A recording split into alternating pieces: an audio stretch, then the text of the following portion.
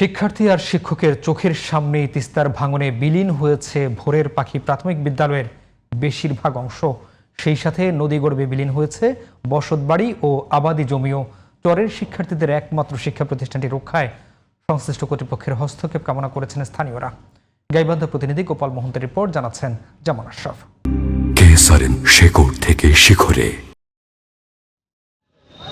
গাইবান্ধার সুন্দরগঞ্জ উপজেলার কাপাসিয়া ইউনিয়নের উত্তর লালচামার এলাকায় একমাত্র শিক্ষা প্রতিষ্ঠান ভোরের পাখি সরকারি প্রাথমিক বিদ্যালয়। 1992 সালে প্রতিষ্ঠিত হওয়া শিক্ষা প্রতিষ্ঠানটি 2013 সালে জাতীয়করণ করা হয়। গত কয়েকদিন ধরে তিস্তা নদীর করাল ঘ্রাসে বিদ্যালয়টি ভাঙনের মুখে পড়ে। তীব্র ভাঙনে বিদ্যালয়ের বেশিরভাগ অংশ বিলীন হয়েছে। বর্তমানে বিদ্যালয়টিতে 93 জন শিক্ষার্থী ও 4 জন শিক্ষক রয়েছেন।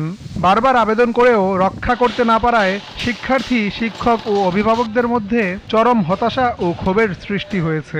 স্কুল ছিল, সেখানে আমরা পড়াশোনা করতাম, সেটাও এখন ভেঙে যাচ্ছে। আমরা তো বারবার মনে করো রিকোয়েস্ট করছি যে ভাই স্কুলটা থাকবে না, নদীর কারণ খারাপ, বুঝলেন, জিও ব্যাগের ব্যবস্থা করেন। ওই একদিন আগে 20 ব্যাগ ফেলে যায়, ফির 15 দিন নাই। শুধু বিদ্যালয়টি নয়, ভাঙনে বিলীন হয়েছে 1.5 শতাধিক বসতবাড়ি ও আবাদি জমি। দুইটা শেড ঘর ছিল, ঘর দুইটা আংশিক ভেঙে গিয়েছে। তৎক্ষণাৎ আমরা বিভিন্ন মহাদেরকে জানাইছি এবং পানি উন্নয়ন বোর্ডের নিকটও ফোন করছিলাম যে অতি দ্রুত যদি কোনো বস্তার ব্যবস্থা হয়।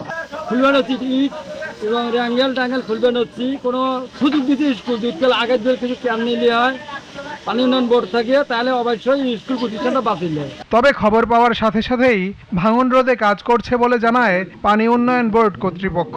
আমরা কালকে সকাল 6:30টায় খবর পেয়েছি, ইনস্ট্যান্ট কাজ শুরু করে দিয়েছি। তখনই কাজ শুরু করে দিয়েছি, এখানে ইনস্ট্যান্ট সঙ্গে সঙ্গে খবর পাওয়ার সঙ্গে সঙ্গে। ভাঙন রোধে সরকার কার্যকর ব্যবস্থা নিলে কিছুটা হলেও রক্ষা পাবে অন্যান্য স্থাপনা ও বসতবাড়ি, এমনই দাবি স্থানীয়দের। জামান আশরাফ, জিটিভি নিউজ।